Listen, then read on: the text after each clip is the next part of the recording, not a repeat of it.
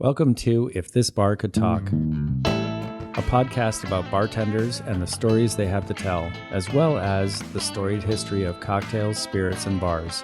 I'm Blair Beavers, and here's your host, Leanne Sims. Welcome to the podcast, listeners. Today on this snowy Sunday, we are at Alibi with Rachel Kaufman and Michael Kirkland. Guys, thanks for being on our podcast. Hey, thank you for having us. Thank you. So tell us about Alibi. How did it start? Well, the year was 2020, and a lot of businesses, unfortunately, did not survive what 2020 entailed. We managed to have an investor that was interested in pursuing a bar, and we picked this up from what was Bourbon and Barley. And after a few months of renovations, we said, okay, there is no end in sight to the pandemic, so we just decided to open in November of 2020. Columbus was still under a 10 o'clock curfew at that time, so yeah, it wasn't necessarily a smart choice to open a bar during a pandemic, especially a cocktail lounge, but we're not smart people, we just drink a lot, so. So do you guys own Alibi then, or what's? So everything that you see is us. So we are the operating partners. Our investor lives in Vegas. He's great, but he doesn't have very much experience with bars either. So this is pretty much just all of mine and Michael's brainchild. Wow. So did you decided you wanted to open a bar and then you sought out an investor, or what was the process like? Kind of on the flip side. So when this came to market, he snatched it up in a hurry and then said, I have no idea how to run a bar. And so kind of sought us out, and we were brought on board, and it was like, okay, if we're going to do this, we don't want it to be one person to the other. We want to come into this with a mutual benefit of ideas.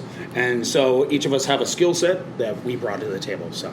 Okay. So are the cocktail names, you guys come up with those together, or is that one or the other, or? Because there's a lot of really, really inventive, fun names for your cocktails. So sometimes we come up with the cocktail first and then figure out a name. But we also have a running list of names. Okay. That we're like, so this would be a great cocktail name. What kind of cocktail would it be? That's so fun. So you kind of reverse engineer it. We've talked to a lot of bartenders who say that one of the hardest parts of creating a cocktail is naming it. Yeah. So we come up with the names first sometimes, which is honestly where we have the most fun. Well, and it's one of those, especially as we're kind of looking forward to our next Valentine's menu. Things that we've had on these previous menus were first created for our previous Valentine's. So it's like Valentine's is a time when, it could be a moment of celebration, or it could be a little bit more somber. How do we bring light to that somber where it's like, hey, you're alone, but here you are, here's your walk of shame cocktail. Yeah. So it's things like that where, us having a lot of tongue-in-cheek cocktail names really gets people to experiment as well and have more fun. Whereas, I've been to so many places where, the cocktails are named something amazing, like left seat of the throne, or something crazy like that. And it's like, oh, that sounds amazing, but we didn't want that serious element. Some of our cocktails have a little bit more depth. We've had things that reference Japanese empresses and stuff like that, so when people want to talk history, we can. Or we've had cocktails called Rum Job, and and it's like, yeah, you get what you get. So I actually think Misha's Secret and Rum Job were on the same menu. So just very polarizing. You guys are gonna make us a cocktail, right? Yeah. What are you gonna make us today? So one cocktail that we were thinking about making for you is called Curse Breaker. It's one of mine. It is a gin base with Genepe des Alpes, Sailor's Aperitif, a absinthe rinse, I'm forgetting something, yellow chartreuse. And it's a St. George terroir gin. So, so the other one that we're going to roll out, we're basically going to take one cocktail, split it into 4, but it's our Lenny's Goat Cheese and Dark Cherry. So a couple years ago, I was doing consulting work for Beam Suntory, and they were introducing Squirrel Whiskey to the market. And they said, can you make a cocktail with this? And I go, I've never tried it. I don't know. And they said, well, yeah, it's not on market yet, so we don't know. We don't even have a sample bottle to give to you. And so finally we get it in, and Squirrel Whiskey has like this roasted peanut flavor versus a lot of sweetness that other peanut butter whiskeys have. And so I was kind of searching the flavor Bible, and I'm like, I want complementary flavors. Goat cheese was one of them. I'm like, I've done a lot of fat wash whiskeys. I've never done goat cheese. Yeah. So I infused the Squirrel Whiskey with goat cheese and tried it after 3 days, and I said, this is awful. And it just had that dryness of the goat cheese, and I said, all right, I need another complementary flavor, cherries. And so I made a tart cherry mash with wildflower honey, a little bit of vanilla, some red wine vinegar and salt, and then added some cinnamon to it. So it's goat cheese, peanut butter whiskey with tart cherry, finishes with baking spice notes, and it is kind of our weirdest cocktail on our current menu. And yeah, it's taken people where they try it and they're like, I'm gonna fuck this up, and this is a goat cheese cocktail. Yeah. Wow! Thank you for changing my world. So we're also gonna roll one of those out for everybody. So. Awesome. Cool. All right. Well, now I really am thirsty. Yeah. Let's take a break and make a cocktail. We'll be right back.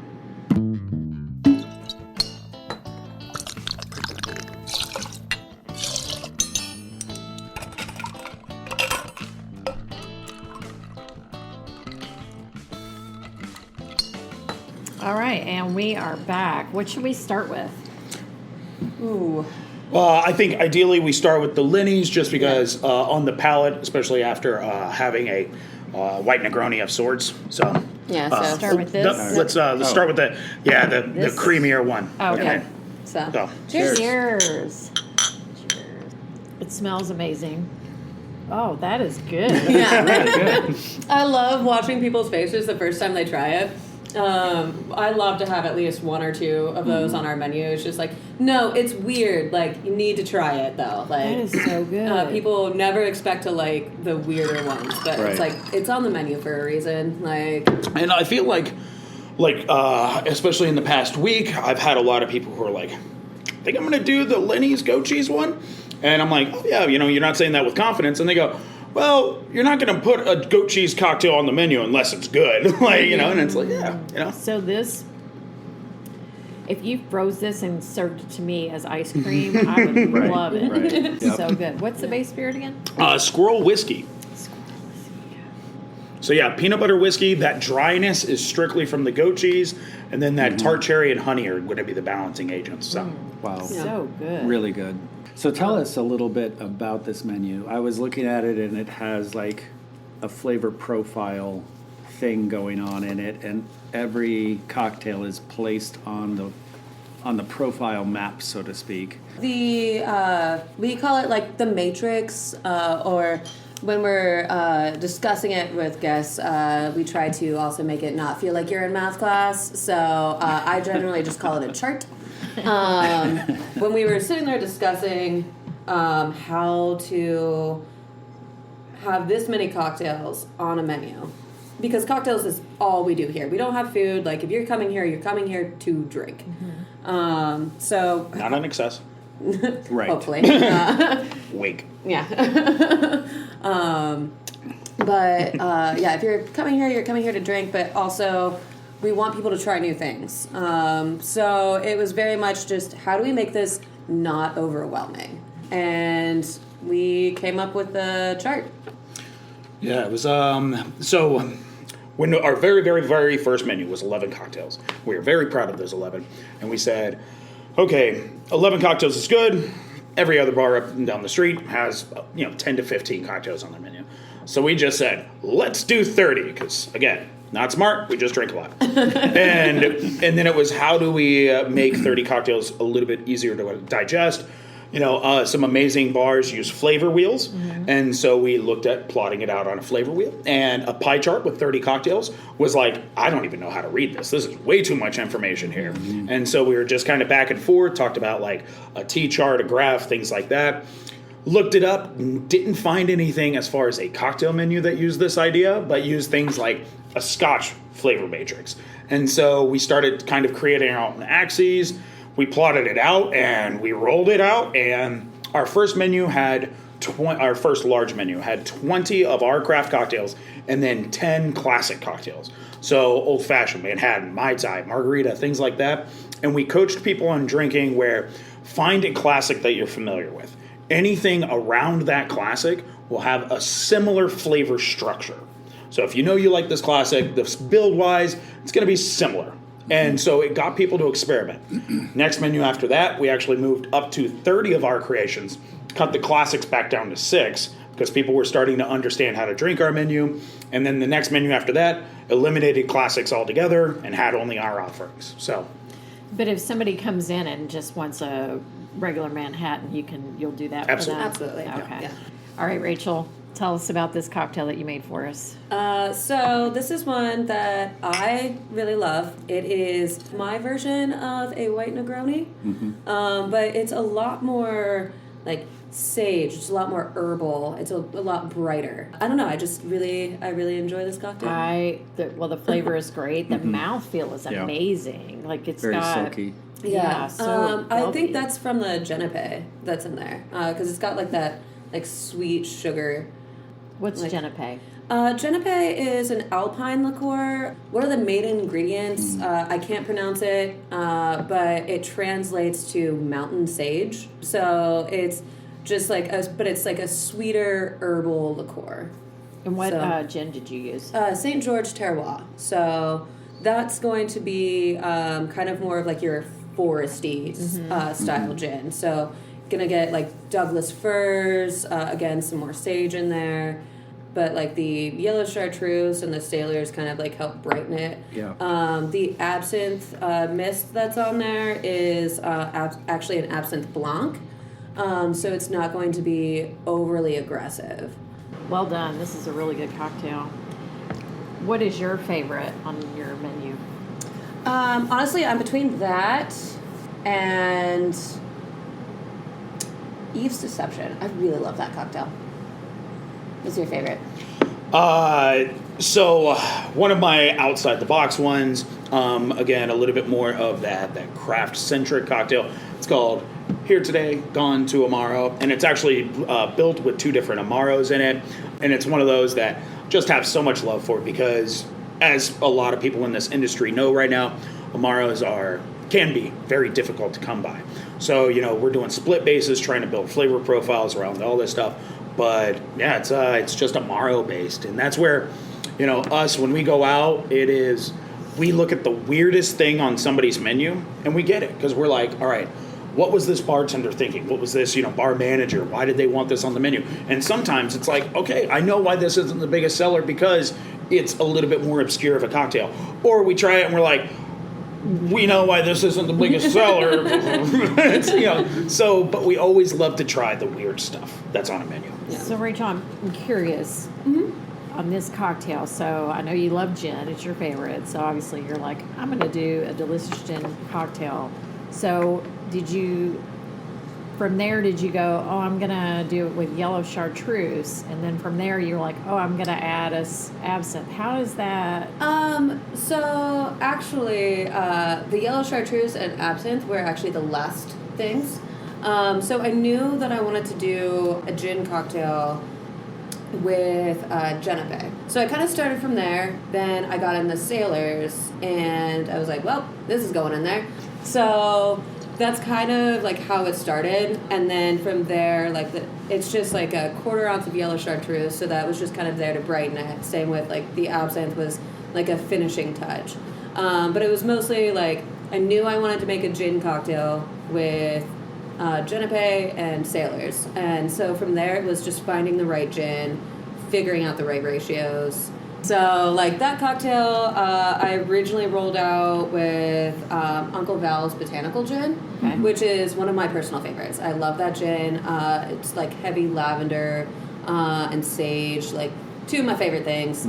But it was a little too delicate and just didn't stand up well in this cocktail. The lavender, like, kind of just didn't hit the right notes. So from there, it was just kind of, like, switching out gins, trying to figure out which one fit. That's interesting. Do you have a specific recipe that you created at some point that you're most proud of? Like, not necessarily on this menu, but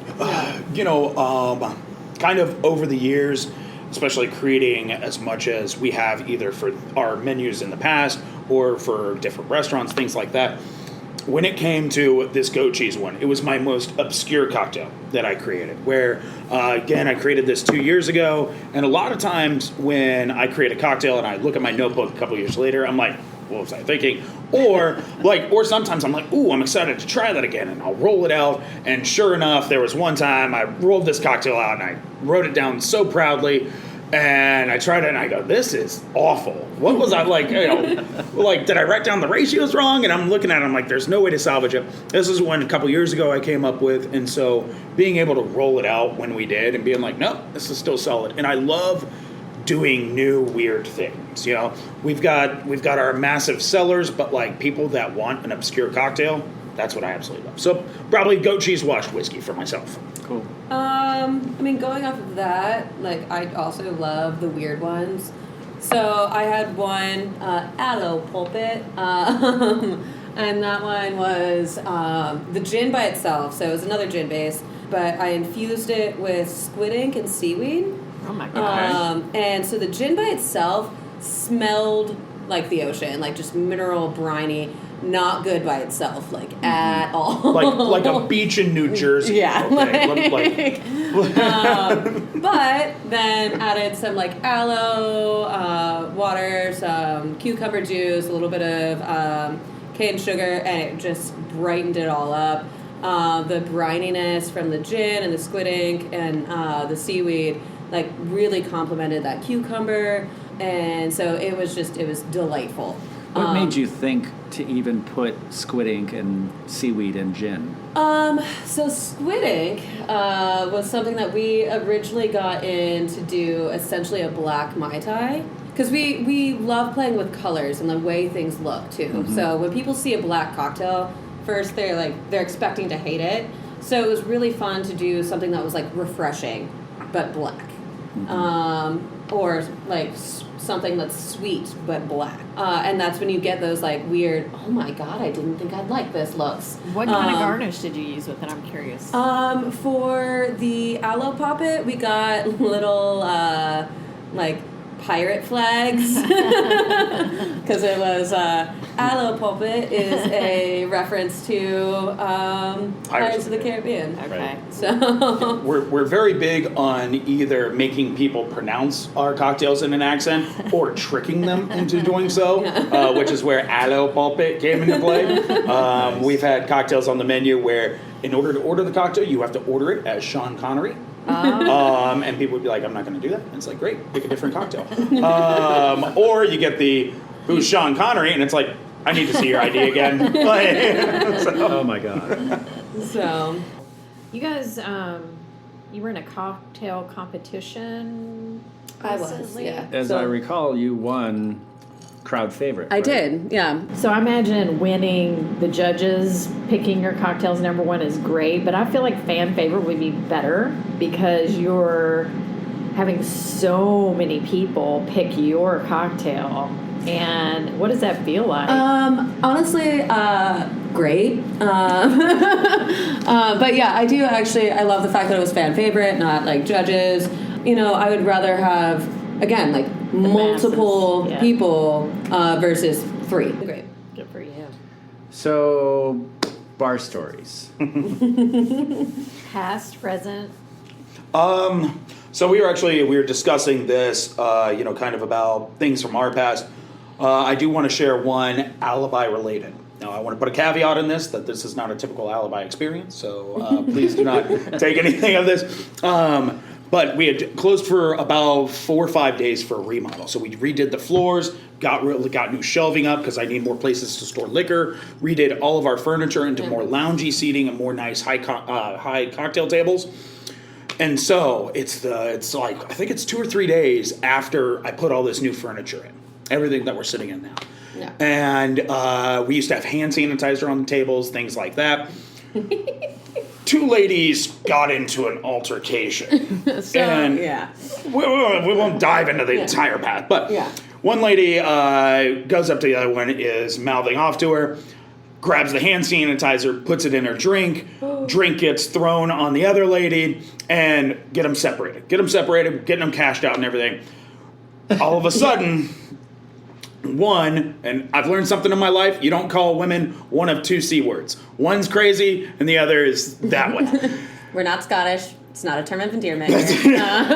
So she yells that across the bar.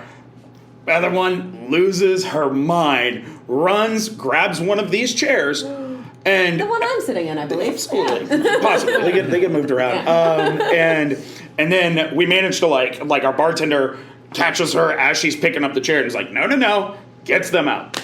And as I'm like reviewing this craziness in my mind, I'm like, when I was buying furniture, I never thought, how could this be used as a weapon? Like, do I need something with more heft? Do I need to bolt them to the floor? Yeah. So that's probably Here. the craziest thing that we've seen here. Yeah, like, one of my favorite, like, uplifting bar stories is at the Keep. We got a lot of, like, celebrities in there, which was, like, there was one time where, I can't remember the comedian's name off the top of my head, but he came in after his show at the Palace. I managed to spill a purple beer all over his girlfriend's white pants. Oops. In my defense, though, she pulled up a chair to a spot that was not supposed to have a chair, so fault. Oh, no. But I managed to turn it around and make them laugh a lot, and I was like, so it's not me, it's the white pants, it's fine.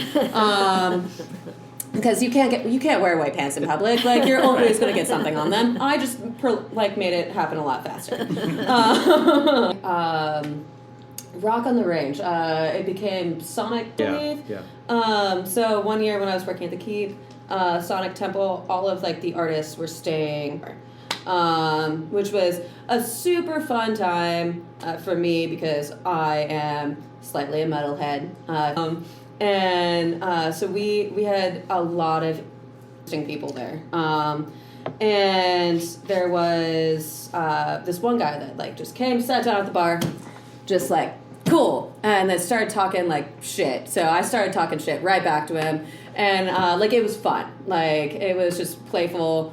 And I was like, okay, yeah, you're kind of an asshole. I get it. And then I just was like, anyway, whenever you decide what you want to drink, instead of just making fun of the menu, let me know. And then I just like kind of walked away. And one of my friends looked at me and was like, you know who that is, right? And I was like, I have no idea. I'm like very like pop culture blind. I don't recognize anybody.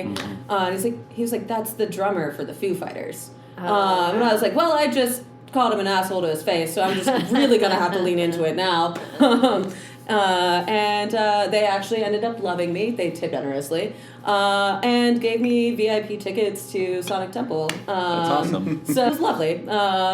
So yeah, that's one of my favorite Very like cool. uplifting bar stories. That's a good one. Yeah, I was going to go Yeah. a way different direction. Listen, I'm trying not to dwell on the trauma, okay? I'm like, I found many a woman making out with a homeless man. Those are the sad ones. I was managing, let's say, a very popular social bar on High Street here. And all of a sudden, guest comes up, and they're like, do you mind going and checking on that woman? And I'm like, sure. And, it's a packed house. And we had occupancy of 300 people. So I look. Sure enough, an attractive young woman is pretty much soliciting all these tables, just going up and being like, who's going to take me home tonight? And Nice. and in this type of bar, it's not that it's, an unusual thing, but like the fact that people are complaining about it, I'm like, oh, okay. So my spiel whenever I'm cutting somebody off, whether I'm, trying to just say, hey, you know what? This isn't the place for you, is, hey, how's your night going? He said, hey, it's going good. Awesome. Seems like it. Unfortunately, I'm just going to have to ask you to have a good night elsewhere. We can't serve you anymore. I'm not trying to be super aggressive and be like, you're drunk, you're out of here. That's what always leads to the fights. And so I go up and I'm like, hey, how's your night going? She's like, it could be better. I'm like, well, this is going sideways real quick. And I was like, unfortunately, I'm going to have you have a good night elsewhere. And she's like, where are we going? I'm like, okay, all right, I am losing this real quick. And so I'm like, you know what? Let's actually get you in an Uber. And she's like, okay, you call an Uber. And I'm like, no. Once again, I'm not putting you in an Uber. So get an Uber on her phone, escort her out. She's like literally trying to like drag me into the Uber. And my doorman at the time, I'm like, Chris, she doesn't come back in. And I just kind of pushed her in the Uber and I was like, oh God. But I'm just like, Never thought that would be the person that I would kick out tonight. There we are. So. Nice. Yeah. All right. So, can you share with us where we can find Alibi and what your hours are? So we are at 843 North High Street in Columbus, Ohio. So pretty much, our hours are PM every day, and Sunday through Thursday we close at 11. Fridays and Saturdays, and then happy hour Monday through about what you're gonna get. Yeah, we do a rotating happy hour, anywhere from about 10 to 15 offerings for $5. So. Very cool. Very nice. Well, Rachel and Michael, thank you so much for being our guests today. We really appreciate it. Thank you. Cheers. Yes, thank you so much. And a little PSA from the Columbus Craft Cocktail Tour. 30 is the new 20, so please base your tip at 30%, not 20. That's really, really old. And also remember during happy hour to tip on the actual price, not the happy hour price. So cheers. Cheers. Listeners, please rate, review, and subscribe wherever you get your podcasts. Check us out on Facebook and Instagram at Cbus Craft Cocktail Tour. Visit our website at columbuscraftcocktailtour.com for cocktail tour dates, women and whiskey tastings, special events, merchandise, and if you're looking for a gift for that special person in your life, get them a gift card to our cocktail tour, Greg Hansberry, and to the biographer for our original music. And please remember to drink responsibly and be cocktail curious. Cheers.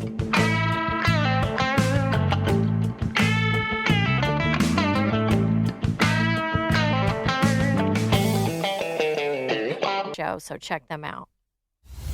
This has been a Last Call Productions production.